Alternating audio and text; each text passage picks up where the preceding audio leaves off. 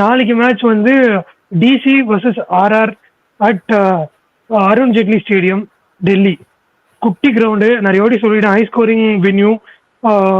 And ஒரு டிஃபீட்லேருந்து வராங்க RR. இவங்களுமே ஒரு டிமாரலைசிங் டிஃபீட்லேருந்து வராங்க. டிசி உதப்பட்டாங்க ஃபர்ஸ்ட் பேட்டிங் ஆடுறோன்னு சொல்லிட்டு கேகேஆர் கிட்ட ரொம்ப புவரா பெர்ஃபார்ம் பண்ணி அவங்க மிதிச்சு வின் பண்ணிட்டு போயிட்டாங்க. ஆப்வியஸ்லி இப்போ எல்லாரும் என்ன நினைப்பாங்க, டிசி வந்து 5 வின்ஸ்ல இருக்காங்க, 3-on-3 போனா 8 வின்ஸ் வருவாங்கன்னு.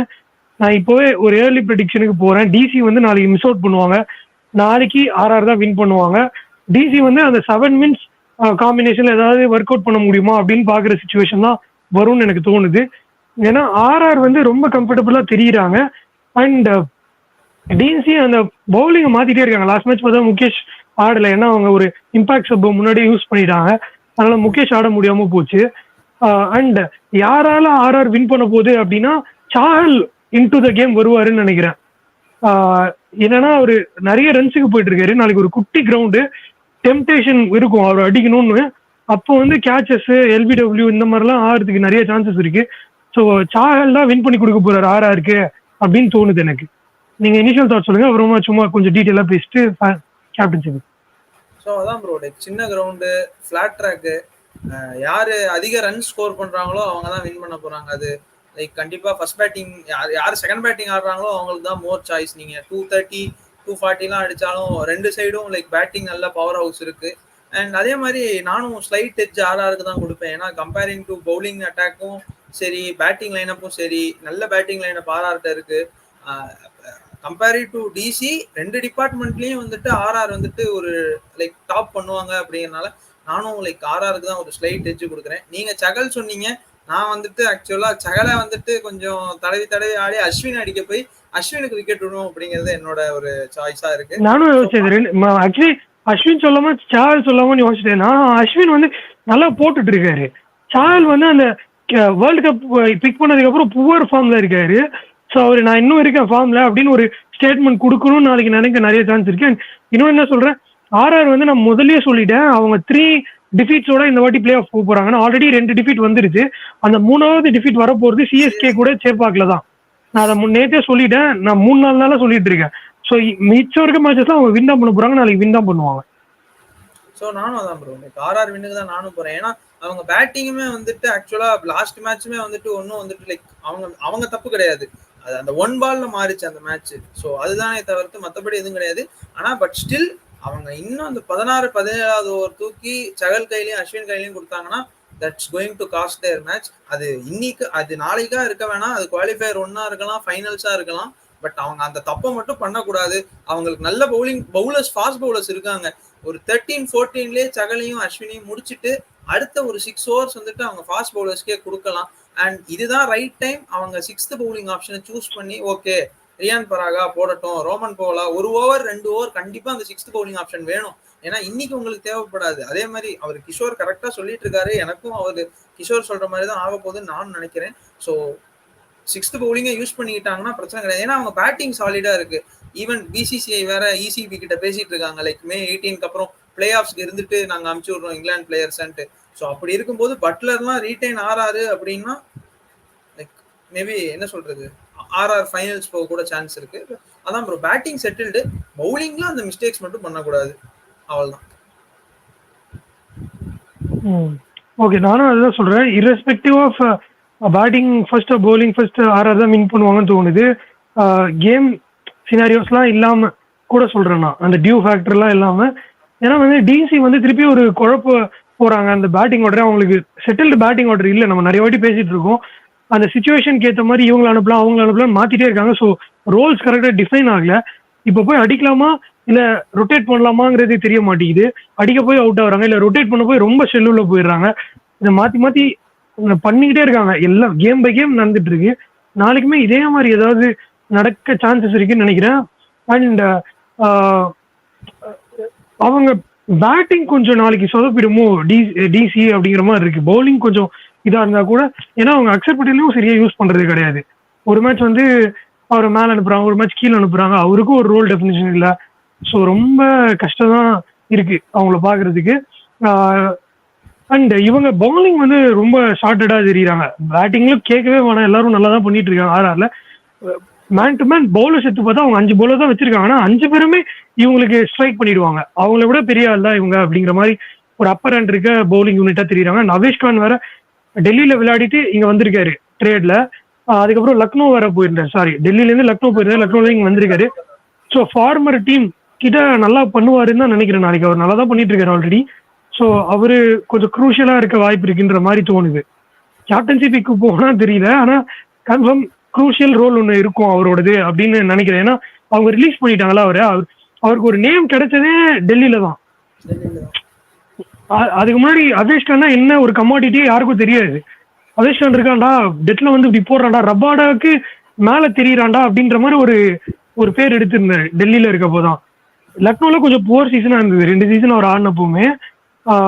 இப்போ திருப்பியும் அந்த ஃபார்ம் காட்டுறாரு. ஸோ ஆப்வியஸ்லி அவர் ஏதாவது பண்ண வாய்ப்பு இருக்கு ஃபார்மர் டீமுக்கு அகேன்ஸ்டா அப்படின்னு தோணுது. அண்ட் இவங்க பவுலிங் யூனிட்டை பத்தி ஆல்ரெடி சொல்லிட்டு சந்தீப் சர்மா தான் குரூஷியல். அந்த பவர் பிளேவை சந்தீப் சர்மாவை என்ன பண்ண போறாங்க இவங்க? ஃப்ரேசர் மெக்கர் எப்படி இருக்க போறாரு? அவர் வர வேர்ல்ட் கப் ஸ்கால் எடுக்கல, அதுக்கு ஏதாவது ஒரு ஸ்டேட்மெண்ட் கொடுக்கணும்னு நினைப்பாரா என்னன்றது பார்க்கணும் நாளைக்கு தான். பிருத்திவி ஷாவை மேபி கொஞ்சம் கிளவரா பவுலிங் பண்ணி எடுத்துருவாங்கன்னு நினைக்கிறேன் நாளைக்கு. ஹை சான்சஸ் இருக்கு. ஏன்னா எல்லாமே கிளவர் பவுலர்ஸ் ஆர்ஆர்ல இருக்கவங்க.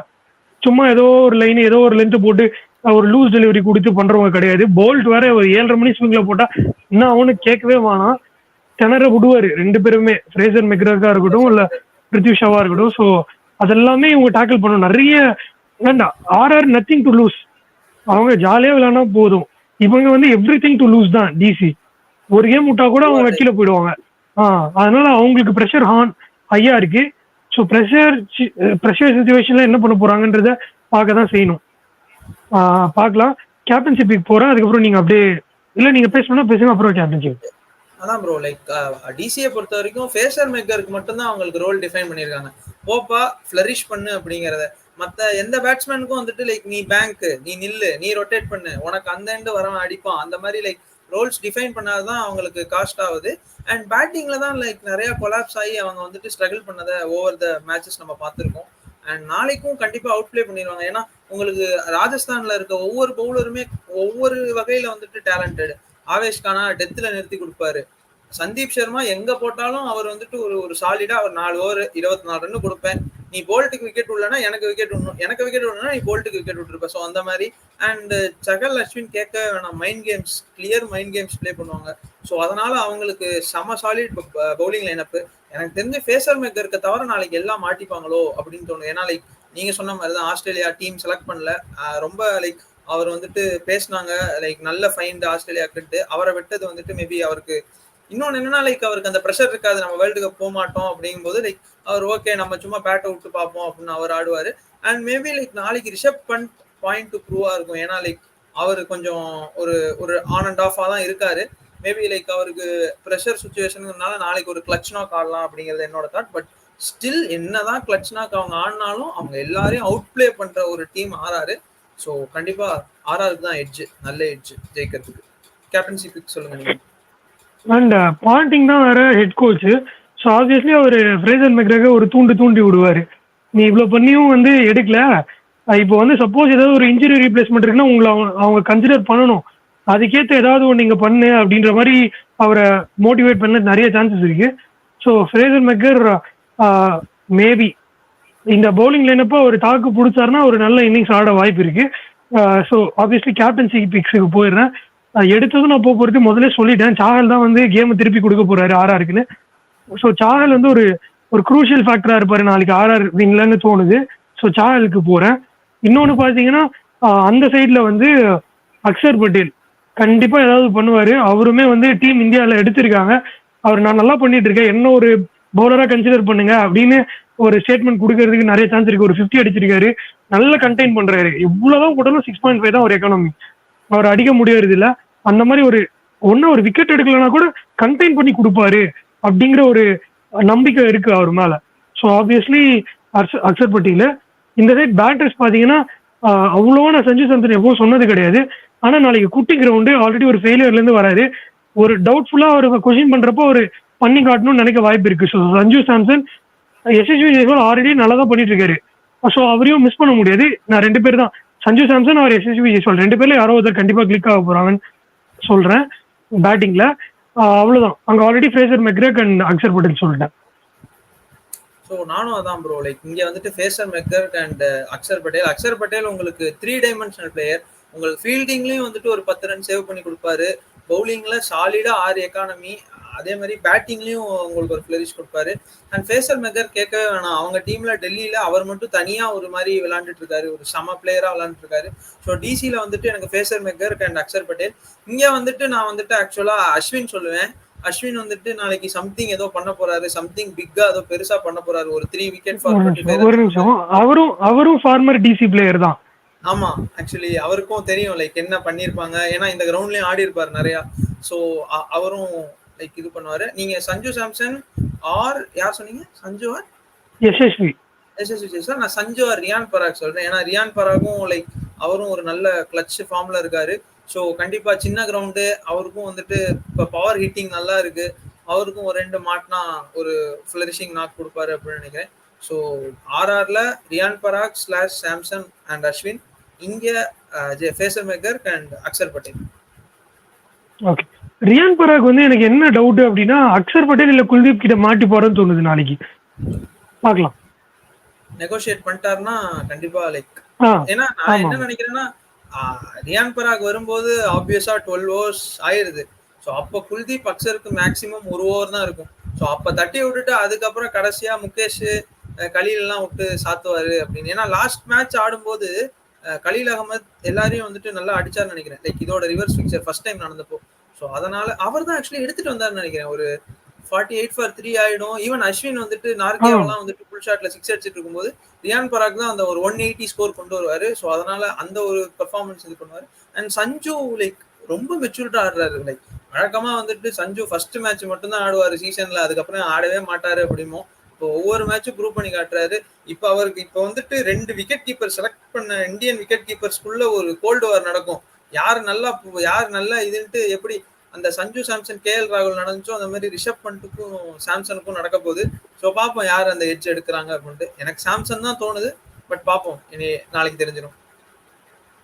எனக்கும் சாம்சன் தான் தோணுது. எப்படி கேஎல் ராகுல வந்து அவுட் பிளே பண்ணாரோ அதே மாதிரிதான் இங்கேயும் நடக்க போகுதுன்னு தோணுது. ஏன்னா டிசி வந்து ஒரு ப்ரெஷர் கேம் அண்ட் ஒரு கேப்டன்சி ப்ரெஷரும் இருக்கு 2 பேருக்குமே சரி. ஆனா என்ன, அந்த கேப்டன்சி ப்ரெஷர்ல இல்லாம இருக்கிறது சஞ்சு சாம்சன் தான் ஒரு கம்ஃபர்டபுள் பொசிஷன்ல இருக்காங்க.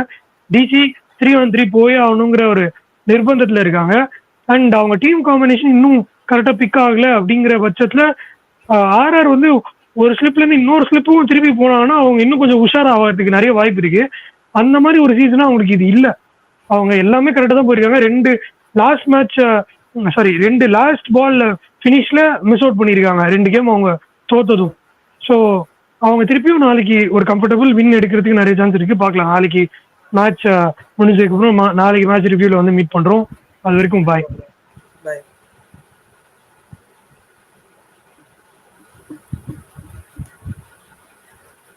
சரி ப்ரோ, முடியலையா?